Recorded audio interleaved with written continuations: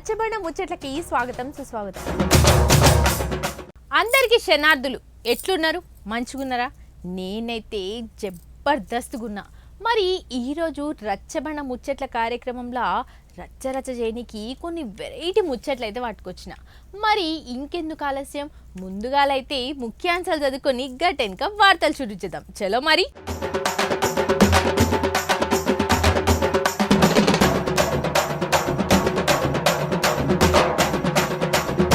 రచ్చబండ ముచ్చట్లకి స్వాగతం సుస్వాగతం. మన తెలుగువారి పండగలే సపరేట్ పోండ్రి. చేసుకుంటే ఒక నెలలా 1-2 పండుగలు ఉంటాయి. శివరాత్రి, సంక్రాంతి, దసరా, దీపావళి, కార్తీక పున్నమి, ఇక నోములని, వ్రతాలని గిసువంటి చాలా ఉంటాయి.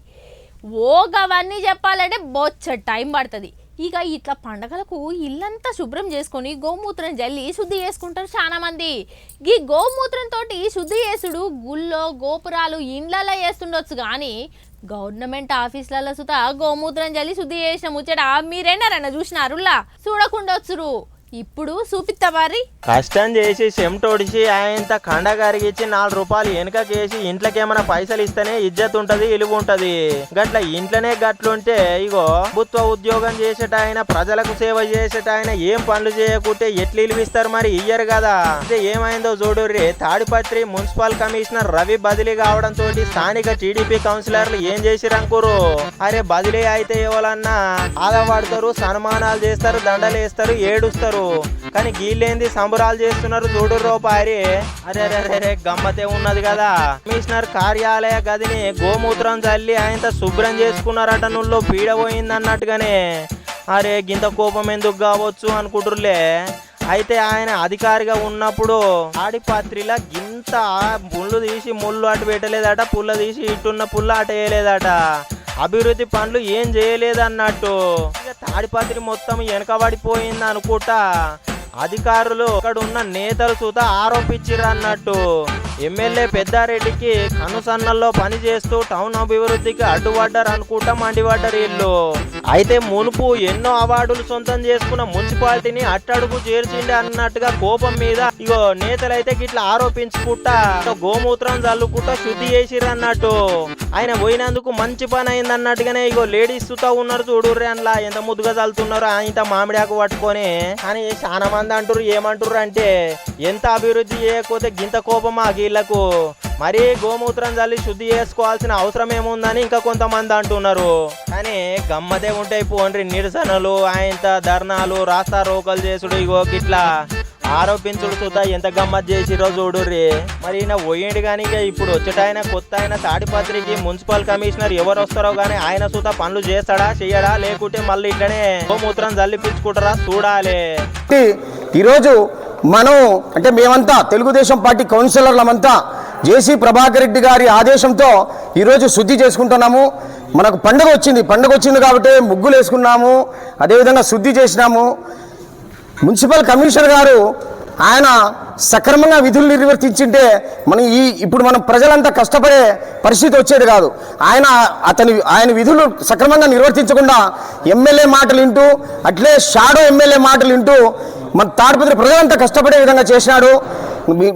ఈ సందర్భాన మున్సిపల్ కార్యాలయంలోని సిబ్బందికంతా మేము ఒకటే చెప్తున్నాము, మీ నిధులు మీరు సక్రమంగా నిర్వర్తించుకోండి.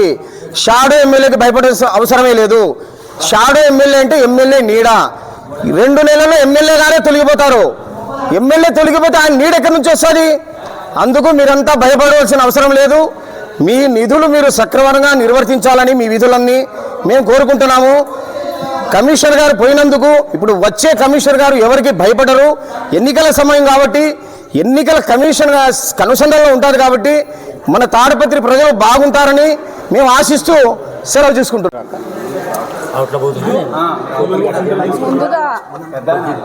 ముందుగా తాడిపత్రి పట్టణ ప్రజలందరికీ నమస్కారం అండి. చాలా రోజుల నుంచి ఈ చేతగాని కమిషనర్ వల్ల ప్రజలు చాలా ఇబ్బంది పడ్డారు.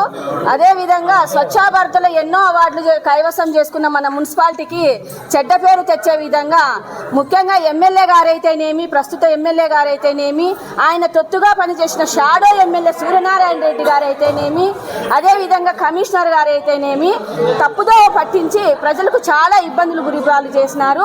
కాబట్టి ఈరోజు పట్టణ పురపాలకను ప్రక్షాళన చేసుకోవాల్సిన అవసరము ఎంతైనా ఉంది. రేపు మా చైర్మన్ గారు వస్తారు, కొత్తగా రామ్మోహన్ గారు అనే కమిషనర్ కూడా వస్తున్నారు. ఆయన ఎవరికి ఇప్పుడు ఆఫీసర్స్ అంతా ఎవరికి భయపడాల్సిన అవసరం లేదు. ఇంకొక 10 రోజుల్లో ఎలక్షన్ కోడ్ వస్తుంది. ఎవరంతా వాళ్ళు బాగా పని చేయాలి, కష్టపడి పని చేస్తే ముందు ఎప్పుడైతే పూర్వ వైభవం ఎలా మనకు ర్యాంకులు వచ్చినాయో అదే విధంగా తాడిపత్రి పట్టణాన్ని తీర్చిదిద్దే విధంగా మా మున్సిపల్ చైర్మన్ గారు కానీ మేము పట్టణ కౌన్సిలర్స్ కానీ ఎంతో కష్టపడి ముందుకు పోతామని ఈ విధంగా తెలియజేస్తున్నాను. నేను వెనకొస్తాలే, మీరు ముందుకు పోండి. అదే మైకు ఈ తాడిపత్రి మున్సిపాలిటీకి పట్టిన శని విరగడైపోయింది. ఈ శని ఎవరంటే ఈ మున్సిపల్ కమిషనర్ ఉన్నారు. ఏమే దుగ్గుపల్లి పొగాకు మాదిరి నోట్లో ఉన్న ఒకటే గూట్లో ఉన్న ఒకటే అటువంటి వాడైనా ఈయన కమిషనర్లు అంటే ఆ షాడో ఒకటి చెప్పినారు మా సోదరులు. ఆ షాడో ఏం చెప్తే ఇక్కడ ఉచ్చబోయమంటే ఉచ్చబోస్తాడు, ఇక్కడ ఎగరమంటే ఎగరతాడు. అటువంటి వాడన్నమాట ఆయన. ఇటువంటి కమిషన్ వెళ్ళిపోయినందుకు అందరూ సంతోషిస్తూ మేము దేవుని ప్రార్థిస్తున్నాం. యాల్లా ఇంకో अच्छी तजवीज़ और मुझे को अच्छी निगाह में चलने के आमीन आमीन आमीन आमीन तुम आमीन. తెలుగు సినిమా ఇండస్ట్రీలో చాలా మంది డైరెక్టర్లకు అందరికీ గురువైనటువంటి రామ్ గోపాల్ వర్మ సారు ట్విట్టర్లో ఎప్పుడు సురుగ్గా పాల్గొంటారు. అయితే చంద్రబాబు నాయుడు సారు అట్లనే భువనేశ్వర్కి మధ్య జరిగిన ట్విట్టర్పై దర్శకుడు ఆర్జీవి స్పందించిండు. గా ట్విట్టర్లో రాసింది బాబు సారు కాదని ఈయన సుత ఒక ట్విట్టర్ చేసిండట. అసలు గాలిద్దరూ ఇంగ్లీష్ ఏమని ట్విట్టర్లు చేసిర్రు, మళ్ళా నడిమిట్లా ఈ ఇంటెలిజెంట్ రామ్ గోపాల్ వర్మ సారు ఏమని దానికి కౌంటర్ చేసిండో ఒక పారి అడుచుకుందాం పారి. తెలుగు సినిమా ఇండస్ట్రీలో ప్రస్తుతం ఉన్న తోపు డైరెక్టర్లకే ఈ డైరెక్టరు పెద్ద డైరెక్టరు. అవు మరి అప్పట్లో శివ సినిమా నాగార్జున తోటి తీసి సైకిల్ షేను షెయ్యికి చుట్టించి సెన్సేషనలే సృష్టించిండు. ఒక ట్రెండ్ క్రియేట్ చేసిండు అనుకోండి అప్పట్లో. ఇప్పుడైతే పెద్ద ఇంటెలెక్చువల్ లెక్కనే ఆయన ఇంటర్వ్యూలు సుతా ఇస్తుంటాడు. అందరికి ఇన్స్పిరేషన్ అయ్యిండు. చాలా మంది పోలీసు వాళ్ళు సుతా ఐపీఎస్ ఆఫీసర్ అయ్యిందంటే అర్థం చేసుకోరు ఈయన ఇన్స్పిరేషన్ తోటి. ఎవరి గురించి చెప్తున్నామో అర్థమవుతున్నది కదా. ఆవు ఆర్జీవి రామ్ గోపాల్ వర్మ సార్ గురించి చెప్తున్నాము. నా పర్సనల్ ఫిలాసఫీ ఏంటంటే బాక్సింగ్ రింగ్ లోకి ఎంటర్ అయితే గట్టిగా గుద్దాలి, అంతేగాని జుట్టు పీకుతా చంపగిల్లుతా అనే కైండ్ ఆఫ్ యాటిట్యూడ్ ఉండకూడదు. అంటే ఇప్పుడు నేను ఇది యాత్ర 2 గురించి మాట్లాడట్లేదు. I'm just making a general observation. So నేను నా ఇది దాంట్లో వ్యూహం కానీ శపథం కానీ దాంట్లో ఐ జస్ట్ వాంటెడ్ టు నిజాన్ని బట్టలిప్పేసి నీట్గా చూపించడం అనేది నా basic intention and objective. Okay, అయితే గీసారు ముచ్చట ఇప్పుడు ఎందుకు వచ్చిందంటే ఇంకా మొన్న టీడీపీ అధినేత చంద్రబాబు నాయుడు సారు అట్నే పోతే భువనేశ్వరి మేడం మధ్య జరిగిన ట్విట్టర్ పై ఆయన దర్శకుడు ఆర్జీవి స్పందించిండు అన్నట్టు. వావ్, కాఫీ కంటే మీ ఇద్దరు ఇంగ్లీష్ ఇంకా బాగుంది అనుకుంటా ట్విట్టర్లో ట్వీట్ చేసిండట. వాళ్ళిద్దరు ట్విట్టర్లో రాసి పెట్టుకుంటే మధ్యలోకి ఈసారికి ఏమైందో అని చాలా మంది అనుకుంటున్నారు. ఇక దయచేసి ఈ ట్వీట్స్ చేస్తున్న వ్యక్తిని మీ పేరు తొలగించాలి అన్నట్టు ఏదో ట్వీట్ వేయించిండట ఆర్జీవి సారు. మరి ఏమని వేయించిండో చూద్దాం రాజోపారి. నా పర్సనల్ ఫిలాసఫీ ఏంటంటే బాక్సింగ్ రింగ్ లోకి ఎంటర్ అయితే గట్టిగా గుద్దాలి, అంతేగాని జుట్టు పీకుతా చంపగిల్లుతా అనే కైండ్ ఆఫ్ యాటిట్యూడ్ ఉండకూడదు. అంటే ఇప్పుడు నేను ఇది యాత్ర 2 గురించి మాట్లాడట్లేదు. I'm just making a general observation. So నేను నా ఇది దాంట్లో వ్యూహం కానీ శపథం కానీ దాంట్లో ఐ జస్ట్ వాంటెడ్ టు నిజాన్ని బట్టలిప్పేసి నీట్గా చూపించడం అనేది నా basic intention and objective. Okay, so ఇప్పుడు నన్ను క్వశ్చన్ అడిగారు, ఈ సినిమా పొలిటికల్ సినిమా కదా, ఓకే ఇప్పుడు టీడీపీ వాళ్ళు జనసేన వాళ్ళు చూస్తారా అంటే నేను దానికి ఆన్సర్ ఏమి ఇచ్చానంటే చాలా ఏళ్ల క్రితం లంబా థియేటర్ అని ఉండేది సికింద్రాబాద్లో. దాంట్లో సెక్స్లో ఉన్న సినిమాలు వచ్చాయి. కానీ జనాలు వెళ్ళటానికి నేను అందరికీ సెక్స్ ఇష్టమే, కానీ నేను వెళ్తే నాకు తెలిసిన ఎవరన్నా చూస్తే నేను ఇలాంటి సినిమా చూడటానికి వచ్చానని వాడికి తెలిసిపోతుందేమో వీడికి తెలిసిపోతుందని భయంతో వెళ్ళేవారు కదా.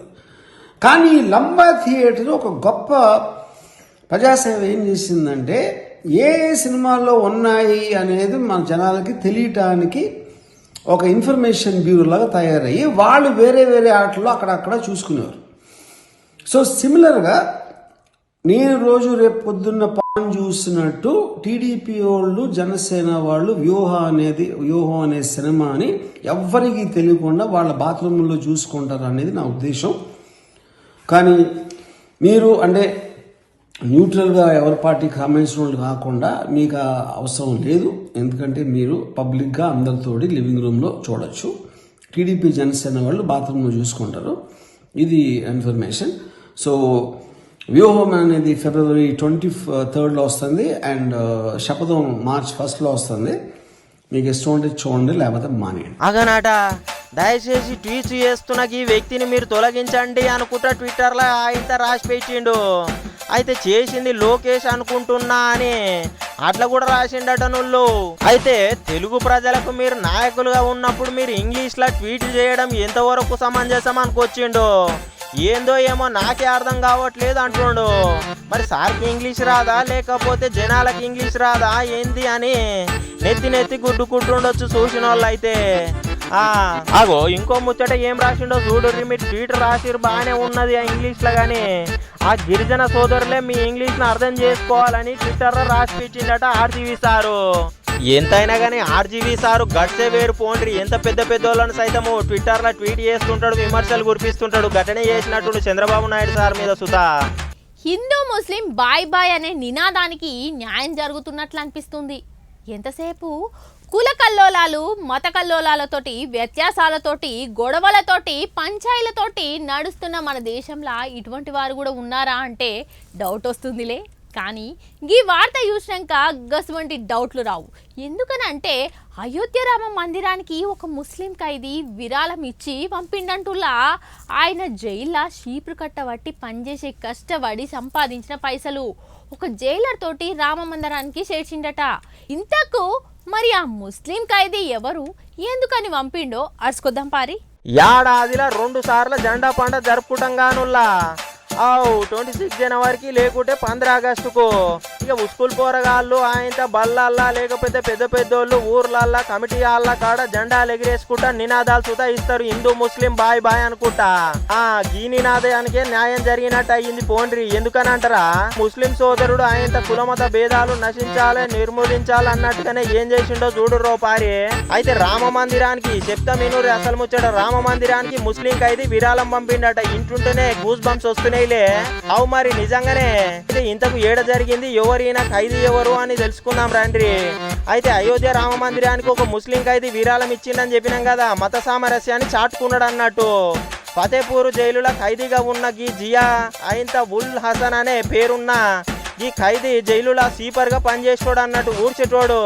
అయితే ఇక ఊడ్చిన పైసలతోటి జీతం వచ్చిన పైసలు 1075 అయోధ్య రామ మందిరానికి పంపించిండట నువ్వు. జనవరి 17 జైలర్ ద్వారా ఈ డబ్బులను అయితే పంపించిండు. ఆయన కూడా రాలే మరి, ఇగో చెక్కు రూపంలో పంపించిండట. రామ జన్మభూమి తీర్థక్షేత్ర ట్రస్ట్ కు ఆయన పంపించగా తాజాగా అది గమ్యానికి చేరింది అన్నట్టు. అంతేకాదు ఈ ఆలయాన్ని పలువురు ముస్లింలు సైతం సందర్శిస్తున్నారట. అరే ఎంత ముద్దుగున్న చూడు గిల్ల కథ. ఇట్లుండాలి ఐకమత్యం అంటే. మా మతం అంటే మా మతము, మా కులం అంటే మా కులం అన్నట్టు కాదు. అందరు ఒక్కటే, భారతీయులు అందరు ఒక్కటే అన్నట్టుగా ఇక సామరస్యాన్ని మత సామరస్యాన్ని చాటుకున్నట్టే పోండ్రికి ముస్లిం ఖైదీ ఉల్ హసన్ అన్నకైతే ఇక మా రచబండ ముచ్చట్ల తరపున గట్ల మత సామరస్యాన్ని చాటుకుంటున్నందుకు కృతజ్ఞతలు అయితే తెలియజేస్తున్నాం పోండ్రి. మీరు సుతా కామెంట్లల్లో ఆయన నెట్టింటనే బాగానే వైరల్ అవుతున్నదట సోషల్ మీడియాలో. ఇక కామెంట్ల రూపంలోనే మీరు సుతా ఉల్ హసన్ అన్నకైతే మొత్తానికి కృతజ్ఞతలు తెలుపుకోవాల్సిన అవసరం ఎంతైనా ఉంటది. మరి జనసేన నుంచి పవన్ కళ్యాణ్, టీడీపీ నుంచి చంద్రబాబు నాయుడు సారు కలిసి జెండా సభ పెట్టిరు కదా.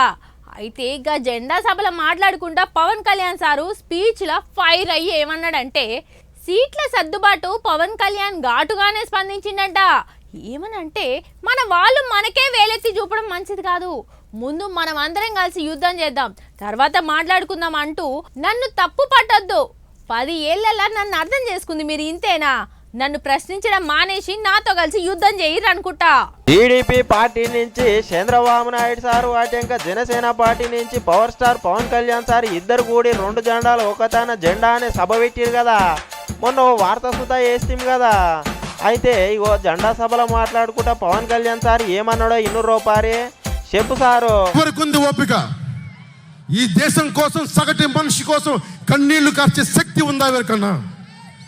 ఎక్కడో విదేశాల్లో కూర్చొని టీవీల్లో కూర్చొని నన్ను ప్రశ్నించడం కాదు, నాతో నిలబడటం నేర్చుకోండి. అందరూ నన్ను ప్రశ్నించే వాళ్ళంతా మీరు వెనక నా మద్దతుదారులు అయితే నా వెంట నడవండి, నిలబడండి. నాతో నడిచేవాడే నా వాళ్ళు. ఆగనాట ఇన్నరా, నన్ను ప్రశ్నించకండి, నాతోటి నడువురి అనుకొస్తుండు పవన్ కళ్యాణ్ సారు. అయితే సీట్ల సర్దుబాటు మీద జనసేన అధినేత పవన్ కళ్యాణ్ ఘాటుగానే స్పందించిండట. నుళ్ళు నా వ్యూహాన్ని తప్పు పట్టకుర్రి, ప్రజాక్షేమాన్ని ఆకాంక్షించే వ్యూహం నాది. 10 ఏళ్ల సంధి అవమానాలు తిట్లు ఎదుర్కొంటున్నా. ఇక మనోళ్ళు మనన్నే ప్రశ్నిస్తే కరెక్ట్ కాదు, నాతోటి నడవాలే ఉద్యమం చెయ్యాలి అనుకొచ్చిండు. నేనేమన్నా సంపాదించుకున్నది కూడా లేదు, నన్ను ప్రశ్నిస్తున్నారు మనోళ్ళు.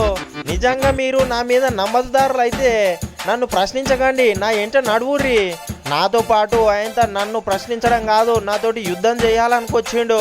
ఇక గబ్బర్ సింగ్ సినిమాలో ఎట్లయితే నువ్వు జోక్స్ చెప్పాలి నేను నవ్వాలనుకుంటా సీరియస్ గా ఎట్లా చేస్తాడో కామెడీ సేమ్ గట్లనే. ఇగో ఇక బలిచక్రవర్తి వానరుని చూసి గింతేనా అన్నాడు కదా, గాలు కూడా గట్లనే అనుకుంటున్నారు. అయ్యింది అటెంక బలిచక్రవర్తిని అగాపాతాలోకానికి దొక్కినప్పుడు తెలిసిందట ఎంతో అనుకుంటా. స్పీచ్ ఎట్లా చెప్పిండో చూడు రూపారి. జగన్ గుర్తుపెట్టుకో అనుకుంటా, నిన్ను పాతాళానికి దొక్కకపోతే నా పేరు పవన్ కళ్యాణే కాదనుకుంటా. ఎంత ఫైర్ అయిండో చూడు రూపారి. కనట మళ్ళా నా పార్టీ జనసేననే కాదు అనుకుంటా. ఎంత పౌరుషంతో మాట్లాడుతుండో చూడుండ్రి. ఇక రేపు ఎన్నికలు అయ్యేటప్పుడు వైసీపీ వాళ్ళను నెత్తి మీద కాలేసి తొక్కితే గప్పుడు అర్థమవుతుంది మనం ఏందో అనుకుంటా. ఎట్లా దంచిండో చూడండి రూపారి. అదనట మళ్ళీ ఇంకో ముచ్చట సుతా చెప్పిండు. జనసేన 1 సీటు గెలిస్తేనే చెప్పన్నా, 1 సీటు గెలుస్తుంది అన్నందుకే గన్ని పనులు చేపించినావు. 24 సీట్లు జనసేన పార్టీ గెలిస్తే ఎన్ని పనులు అవుతాయో ఇక ఊహించుకో నువ్వే అనుకొచ్చిండు. ఇక మొత్తం మీదనైతే జెండా సభ విజయవంతంగా గిట్లా సాగిందుల్లా. డిగ్రీలు, ఎంబీఏలు, బీటెక్లు, పిహెచ్డీలు చదువుకున్న వాళ్ళు సుతా గింత మతికి పెట్టుకోకుండొచ్చును కానీ ఈ చిన్నది పెద్దగా అయితే ఎంత నాలెడ్జ్ సంపాదిస్తుందో తెలుస్తలేదు. ఈ వయసులోనే గిన్ని విద్యలు నేర్చుకుంటుంది. అయితే జయశంకర్ భూపాలపల్లి రామ్నగర్ కాలనీలా ఈ శ్రీనికానే పొట్టిది నర్సరీ చదువుతుందట. ఈ చిన్నారి యాదికి పెట్టుకున్న మంత్రుల ఎమ్మెల్యే పేర్లు చెప్తుంటేనే వారేవా అనిపిస్తుంది. వాళ్ళ నాయన అడుగుతుంటే ఎంత ముద్దుగా జవాబులు టక్క టక్క చెప్తుందో చూడురి. చదువు జానేడు తెలివి బారేడు అన్నట్టే ఉంది పోయింట్రీ. అంటే ఇగో పిచ్చే కొంచెం కూతగానం అంటారు కదా, గసొంటి సామెతలకు బరాబర్ వర్తిస్తట్టుంది పొచ్చిదాంది. అరే జయశంకర్ భూపాలపల్లి జిల్లా కేంద్రంలోని రామ్నగర్ కాలనీలా ఆకట్టుకుంటుందట ఈ పొట్టిది. అరే శిల్క పాలకులు చూడరు ఎంత ముద్దుగా వలుకుతున్నదో. అయితే భూపాలపల్లి మున్సిపాలిటీ పరిధిలోని రామ్నగర్ కాలనీకి చెందిన ఈ శేని శ్రీనివాసు మౌనిక దంపతులకు ప్రథమ పుత్రికనట ఈ పొట్టిది. అరే శేని శ్రీనిక పట్టణంలోని ఆక్స్ఫర్డ్ పాఠశాలలో చదువుకుంటుందట. నువ్వు నర్సరీ చదువుతున్నదట. ఇక తల్లిదండ్రుల ప్రోత్సాహం చేయబట్టే ఇక తెలంగాణలో కొత్తగా ఏర్పడ్డ ప్రభుత్వంలోని కేబినెట్ మినిస్టర్ల పేర్లను ఎట్లా అలగ్గున చెప్తుందో 200 రూపాయలు. సీఎం ఎవరు? డిప్యూటీ సీఎం ఎవరు? ఐటీ మినిస్టర్ ఎవరు? ఇరిగేషన్ మినిస్టర్ ఎవరు? పంచాయతీ మినిస్టర్ ఎవరు? ఫారెస్ట్ మినిస్టర్ ఎవరు? బీసీ వెల్ఫేర్ మినిస్టర్ ఎవరు? హెల్త్ మినిస్టర్ ఎవరు?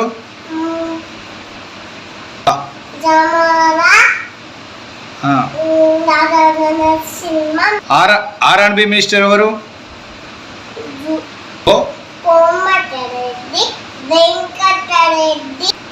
రెవెన్యూ మినిస్టర్ ఎవరు?